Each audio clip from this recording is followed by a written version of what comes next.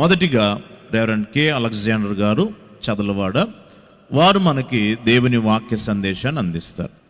అందరు కలిసి మన్నా చెప్దాం. మరణాత. అందరికి కీర్తనల గ్రంథము 45వ కీర్తన 11వ వచనం. ఈ రాజు నీ ప్రభు, అతడు నీ సౌందర్యమును కోరినవాడు, అతనికి నమస్కరించుము. చిన్న ప్రార్థన చేసుకుందాం. ప్రేమ స్వరూపుడు అయిన మా తండ్రి, ప్రణుతులు స్తుతులయ్య. ఈ దైవ సన్నిధి పండుగలలో వధువు సంగమునకు ఉండవలసిన లక్షణములు, పెళ్లి కుమార్తె లక్షణములు మేము ధ్యానము చేసుకొనుచు ఉండగా మాకు తోడుగా ఉండండి. దైవజనాత్మను తోడుగా ఉంచి మీ ఆత్మ పూర్ణత ఇచ్చి మీ ఆత్మవశము చేసుకొని మీరే మాతో మాట్లాడుమని ప్రార్థన చేయించు ఉన్నాము. ప్రభు నా ప్రక్క నిలిచి నన్ను బలపరిచినన్నారు. మీరు మా ప్రక్క నిలిచి మమ్మల్ని బలపరుచు.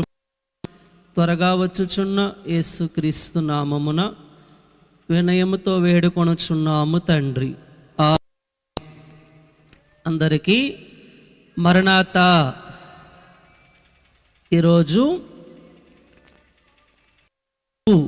సంఘానికి ఉండవలసిన లక్షణాలు కొన్ని మనము ధ్యానం చేసుకుందాం. మొదటిగా పెళ్లి కుమార్తె లక్షణాలు కొన్ని మనం ధ్యానం చేసుకుందాం. దైవజనులు దేవదాసయ్య గారు పెళ్లి కుమార్తె గురించి ఆదాములో నుండి అవ్వమ్మ వచ్చారు, అవ్వమ్మలో నుండి జనాంగాలు వచ్చారు, జనాంగములలో నుండి యూదులు వచ్చారు, యూదులలో నుండి యేసు ప్రభువారు వచ్చారు, యేసు ప్రభువారులో నుండి క్రైస్తవ సంఘం వచ్చింది, క్రైస్తవ సంఘములో నుండి పెళ్లి కుమార్తె సంఘము వచ్చును. ఆ పెళ్లి కుమార్తె రేపు మధ్యాకాశములో ప్రభువును కలుసుకొనును అని దైవజనులు దేవదాసయ్య గారు తెలియజేశారు. ఈరోజు పెళ్లి కుమార్తెకు ఉండవలసిన లక్షణాలు మనము క్లుప్తముగా కొన్ని లక్షణాలు ధ్యానం చేద్దాం.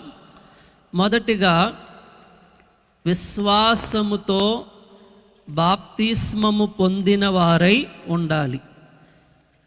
పెళ్లి కుమార్తె లక్షణాలు ఏంటంటే విశ్వాసముతో బాప్తిస్మము పొందిన వారై ఉండాలి. పరిశుద్ధుడైన మార్కుగా రాసిన సువార్త 16వ అధ్యాయం 16వ వచనంలో నమ్మి బాప్తిస్మం పొందిన వారు రక్షింపబడును, నమ్మని వానికి శిక్ష. నమ్మి బాప్తిస్మం పొందిన వారు రక్షింపబడును, నమ్మని వానికి శిక్ష. కనుక బాప్తిస్మము అనగా నూతనముగా జన్మించుట, బాప్తిస్మము అనగా పరలోకానికి ద్వారము. దేవుని బిడ్డలారా, దైవజనులు దేవదాసయ్య గారు పాటలో బాప్తిస్మమును మహామహిమగా భావించాలి అని తెలియజేశారు. ముందుగా మనం పెళ్లి కుమార్తెగా మారాలంటే మొదట ఒక లక్షణం ఉండాలి. విశ్వాసముతో బాప్తిస్మము పొందిన వారై ఉండాలి. రెండవ లక్షణము పరిశుద్ధాత్మ బాప్తిస్మము పొంది ఉండాలి. అందరూ వింటున్నారా? రెండవ లక్షణం పరిశుద్ధాత్మ బాప్తిస్మము పొందిన ఉండాలి. మేడగదిలో 120 మంది ఏం పొందుకున్నారంట?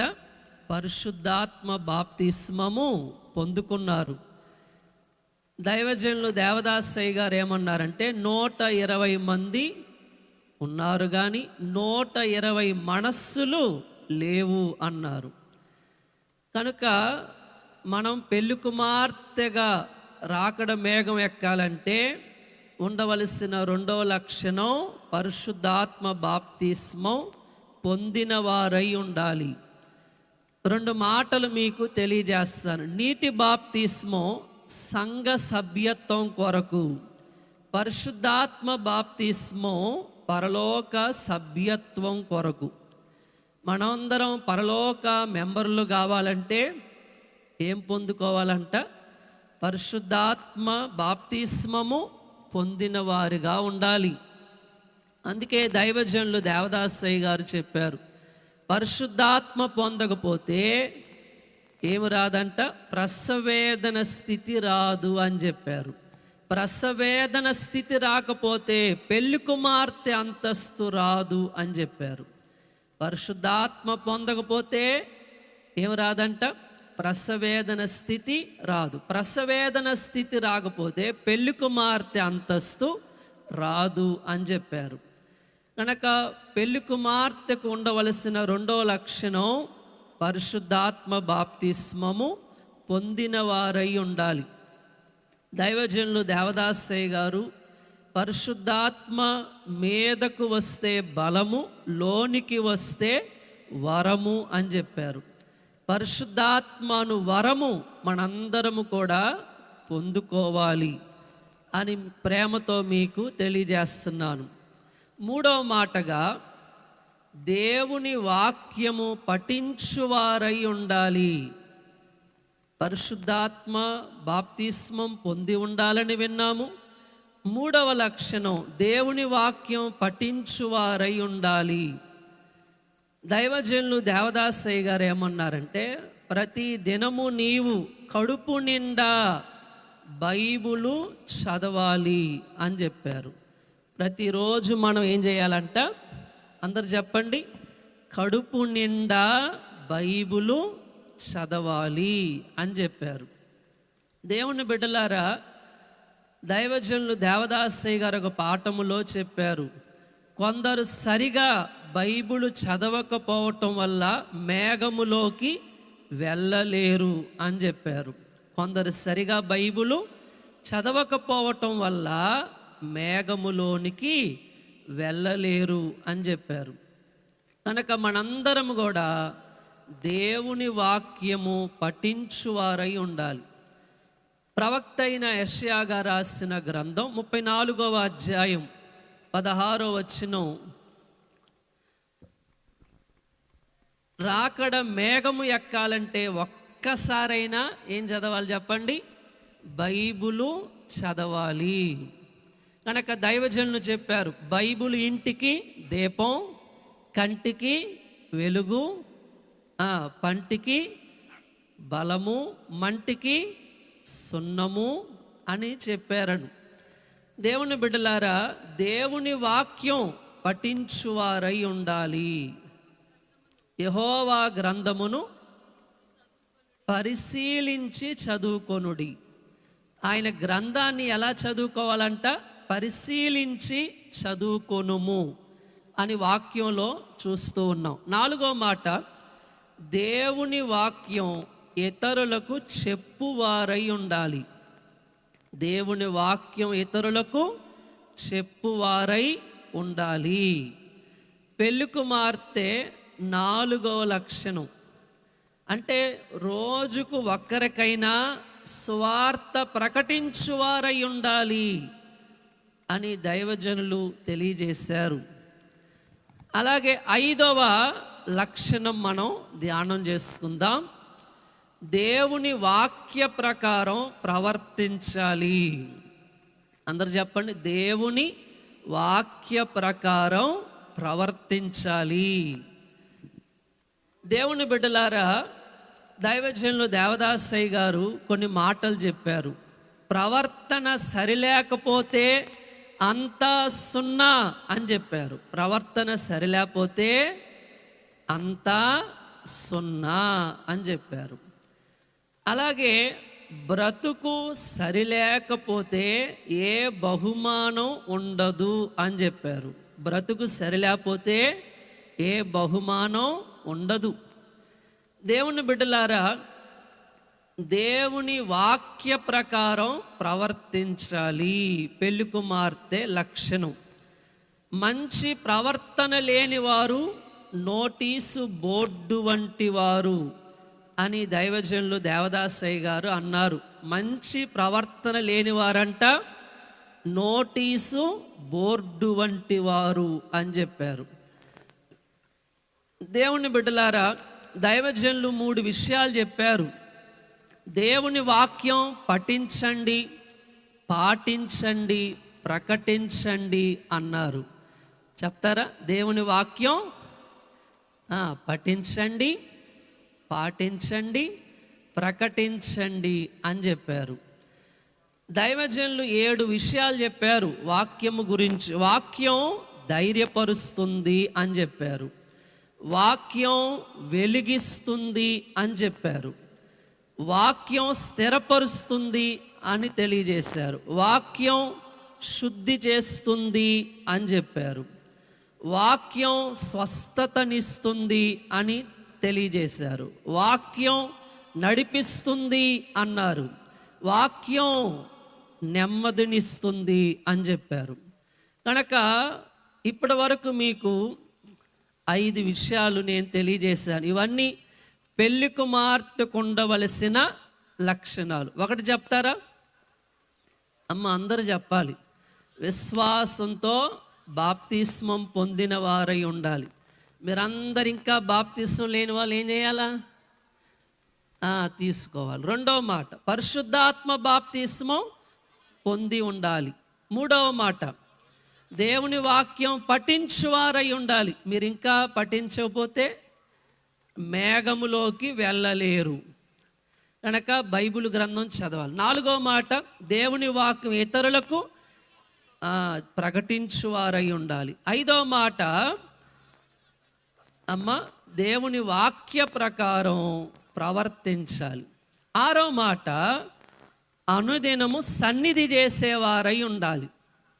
అనుదినం ఏం చేయాలి చెప్పండి?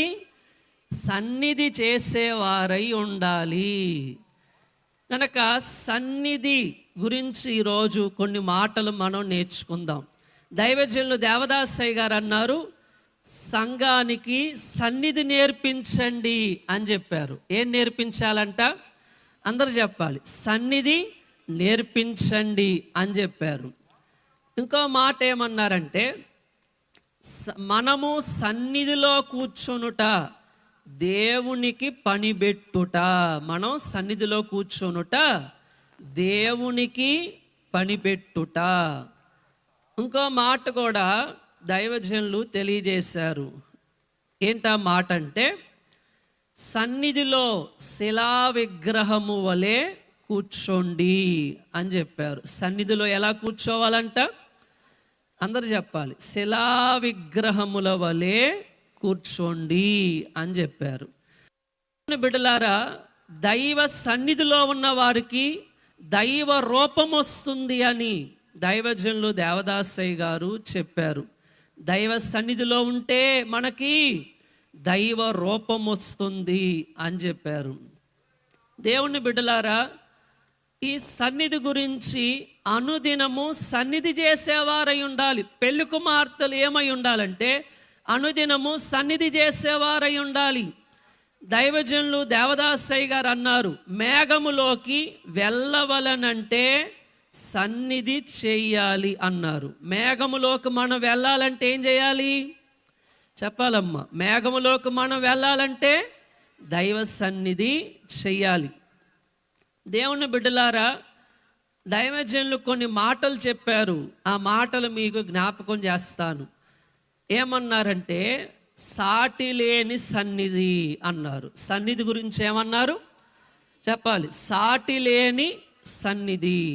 ఎంత గొప్ప వంశమందు జన్మించినా, ఎంత గొప్ప ఆరోగ్యమున్నా, ఎంత గొప్ప బలమున్నా, ఎంత గొప్ప అష్ట ఐశ్వర్యములున్నా, ఎంత గొప్ప పేరు ప్రతిష్టలున్నా, ఎంత గొప్ప జ్ఞానమున్నా, ఎంత గొప్ప బంధుబలగమున్నా దైవ సన్నిధికి సాటి అగునా అన్నారు.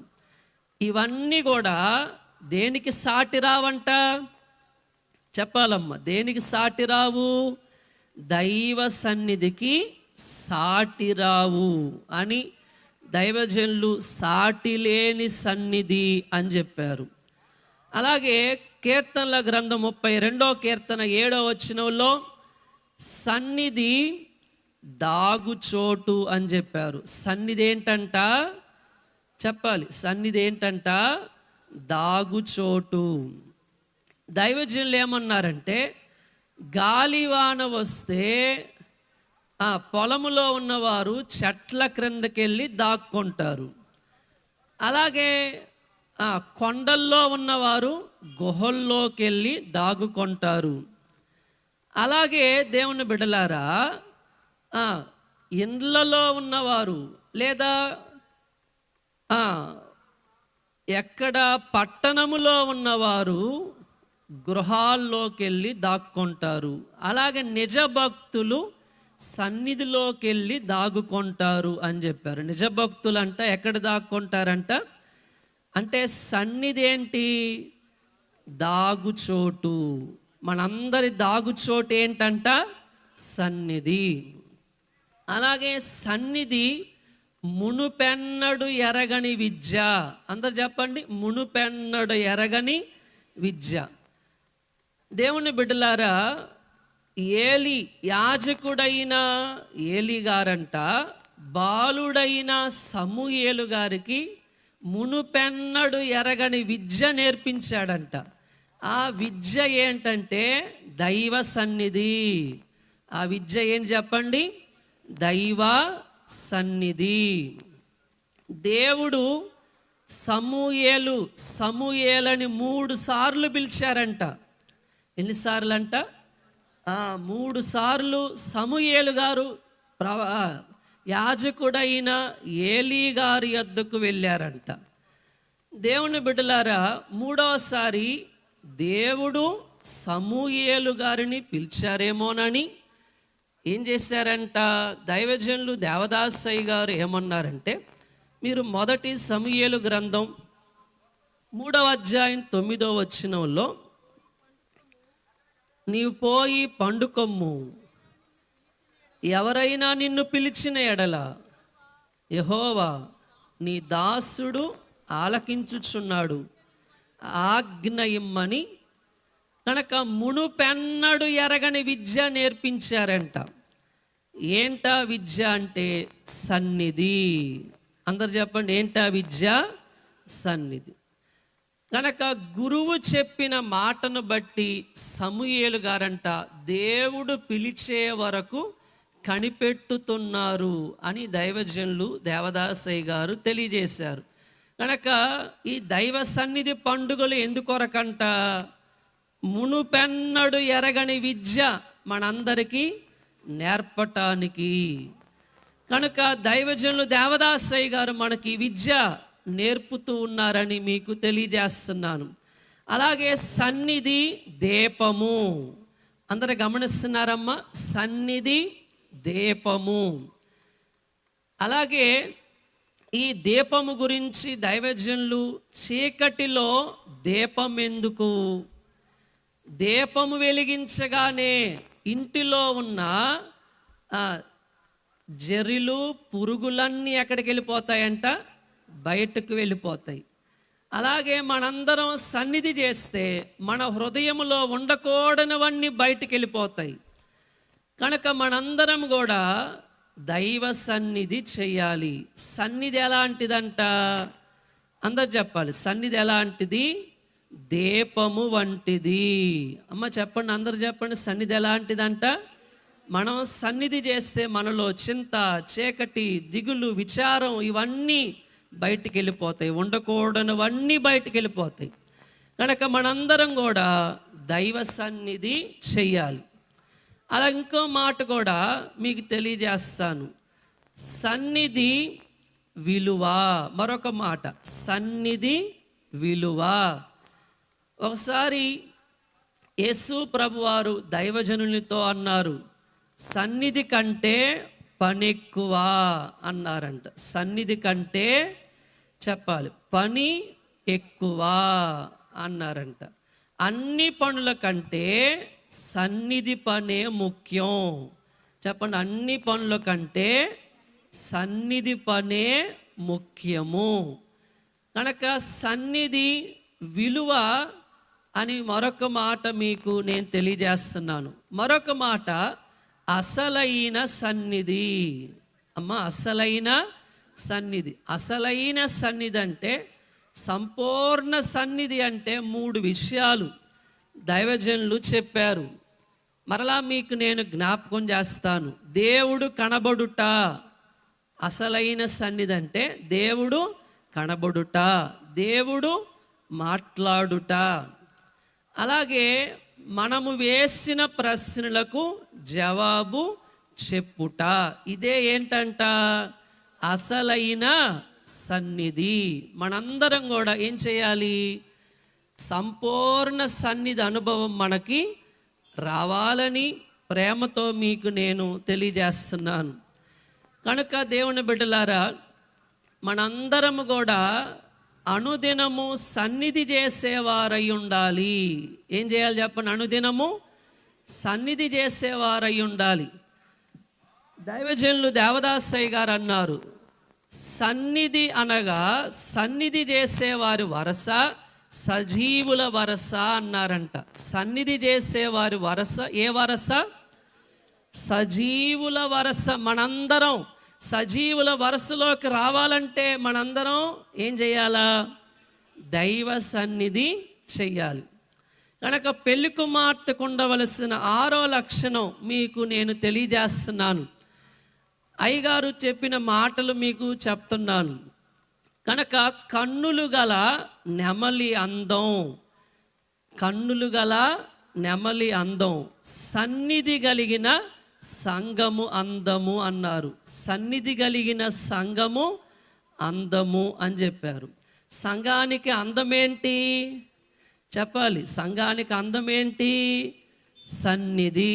మనందరం సన్నిధి చేస్తేనే మనకి అందము.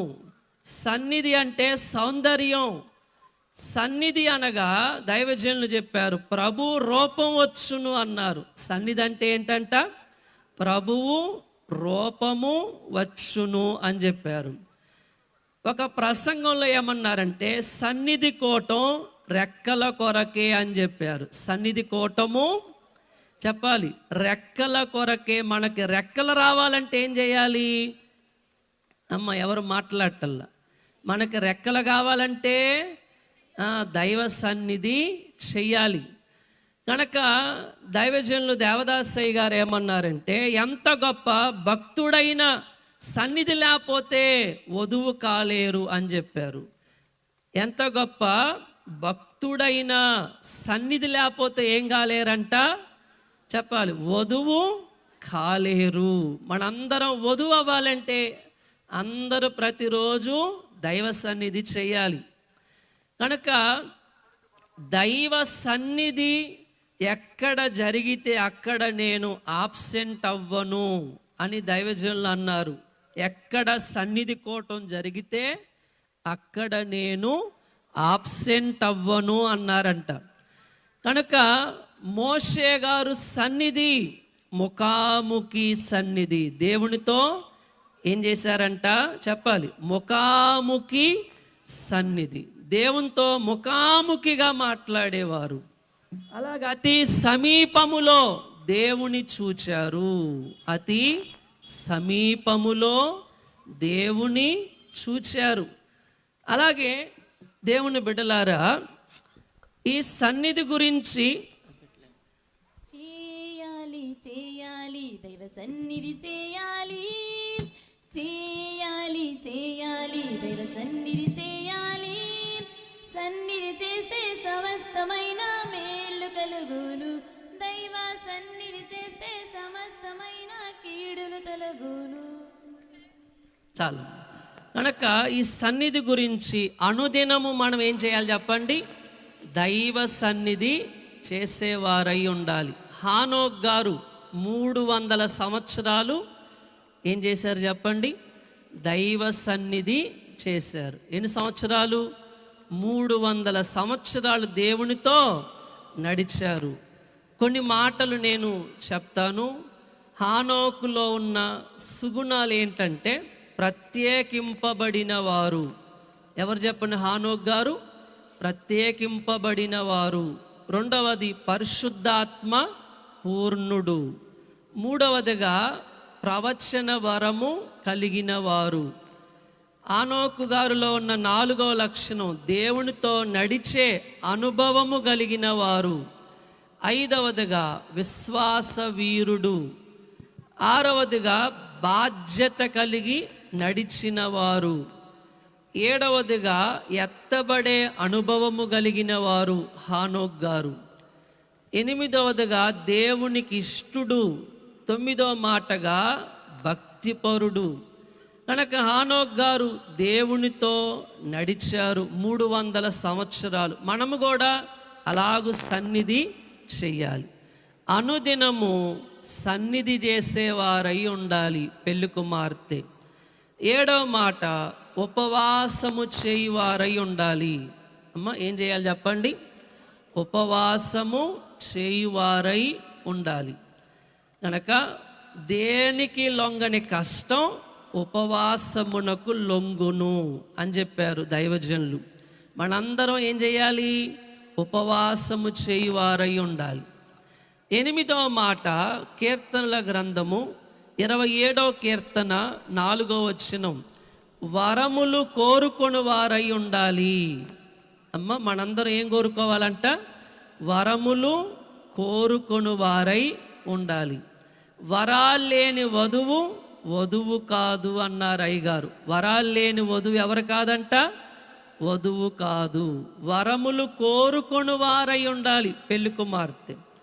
అలాగే 9వ మాట పరిశుద్ధుడైన యాకోబు గారు రాసిన పత్రిక 1వ అధ్యాయం 27వ వచనంలో ఇహలోక మాలిన్యము అంటకుండా ఉండాలి. పెళ్లి కుమార్తె ఎలా ఉండాలంటే ఇహలోక మాలిన్యం అంటకుండా ఉండాలి. కనుక మనం ఒక్క పాపమైనా అంటకుండా ఉండాలి. ఆవగింజంత చిన్న పాపం ఉంటే వధువు సంగమునకు చేరుటెట్లు అన్నారు అయ్యగారు. ఎంత పాపం అంట? ఆవగింజంత చిన్న పాపం. కనుక పెళ్లి కుమార్తెలో 3 ఉండకూడదు. లోకము, లోటు, లోపము ఉండకూడదు. చెప్పండి 3 మాటలు చెప్పండి. లోకము, లోటు, లోపము ఉండకూడదు. ఇహలోక మాలిన్యం అంటకుండా ఉండాలి పెళ్లి కుమార్తె. 10వ మాట ఆదివారపు ఆరాధన ఆచరించేవారై ఉండాలి. పెళ్లి కుమార్తె ఎలా ఉండాలంట? ఆదివారపు ఆరాధన ఆచరించేవారై ఉండాలి. కనుక ఆదివారం ఆరాధనలో ఏకీభవించకపోతే మేఘములోకి వెళ్ళలేరు. కనుక ఆదివారం ఆరాధనలో పాల్గొనని వారు నిత్యారాధనలో పాల్గొనలేరు అన్నారు దైవజనులు. అలాగే మరొక మాట 11వ మాట 10వ భాగం ఇచ్చువారై ఉండాలి. పెళ్లి కుమార్తె ఏమై ఉండాలా? 10వ భాగం ఇచ్చువారై ఉండాలి. 10వ భాగం ఇస్తే అయ్యగారు ఏమన్నారు? దశ తిరుగుతుంది అని చెప్పారు. అలాగే 12వ మాట ప్రభురాత్రి భోజనం పుచ్చుకొని వారై ఉండాలి. ప్రభు శరీర రక్తాలు పుచ్చుకొని వారై ఉండాలి అని చెప్పారు. ఎవరైతే సంస్కారము తీసుకోరో వారు మేఘములోకి వెళ్ళలేరు. అలాగే ఆఖరి మాటగా అనుదినము రాకడ కొరకు ఎదురు చూచువారై ఉండాలి. ప్రతిరోజు మనం రాకడ కొరకు ఎదురు చూచువారై ఉండాలి. కనుక పెళ్లి కుమార్తెగా మనం ఎత్తబడాలంటే మనందరం ఏం చేయాలంట? దైవ సన్నిధి చేయాలని మీ అందరికీ నేను వాక్యం ద్వారా తెలియజేస్తూ ఉన్నాను. వధువుకు ఉండవలసిన ఈ లక్షణాలన్నీ దేవుడు మనకు అనుగ్రహించి మేఘమెక్కించునుగాక. ఆమేన్. తండ్రి మీకే స్తుతులు. పెళ్లి కుమార్తెకు ఉండవలసిన లక్షణాలు మాకు తెలియజేసినందుకు స్తుతులు. అనుదినము సన్నిధి చేసేవారై ఉండాలని మాకు తెలియజేశారు గనక నిత్య సన్నిధి సభ్యులుగా మేమందరం ఉండే ధన్యత మాకు దయచేయండి. మీరే తండ్రి, మేమందరము అయ్యా సన్నిధి చేసేవారిగా ఉండి మేఘం ఎక్కే ధన్యత దయచేయమని, సన్నిధి నేర్పించి, సన్నిధి విలువ, సన్నిధి మాధుర్యం మా అందరికీ మీరు తెలియజేసి మహిమ పొందుమని త్వరగా వచ్చుచున్న యేసునామాన వేడుకొనుచున్నాము తండ్రి. ఆమేన్. ఈ శ్రేష్టమైన ధన్యత ఇచ్చిన త్రిత్వ దేవునికి కృతజ్ఞతాస్తుతులు. దైవజనులు దేవదాసయ్య గారికి కృతజ్ఞతలు. మరణాత పరలోక పరిశుద్ధులైన వారికి మరణాత తెలియజేస్తున్నాం. అలాగే రెవరెండ్ వై శామ్యుల్ ప్రకాష్ అయ్య గారికి ప్రత్యేకంగా మరణాత. అలాగే అమ్మగారికి మరణాత, బిడ్డలైన వారికి మరణాత, అలాగే తల్లి గారికి కూడా ప్రత్యేకంగా మరణాత. వేదిక మీద ఉన్న రెవరెండ్ జస్సనయ్య గారు, గౌనింబాడయ్య గారికి మరణాత, శాంతిరాజయ్య గారికి మరణాత, వేదిక మీద ఉన్న దైవజనులందరికీ మరణాత, వాక్యం శ్రద్ధగా ఉన్న మీ అందరికీ మరణాత.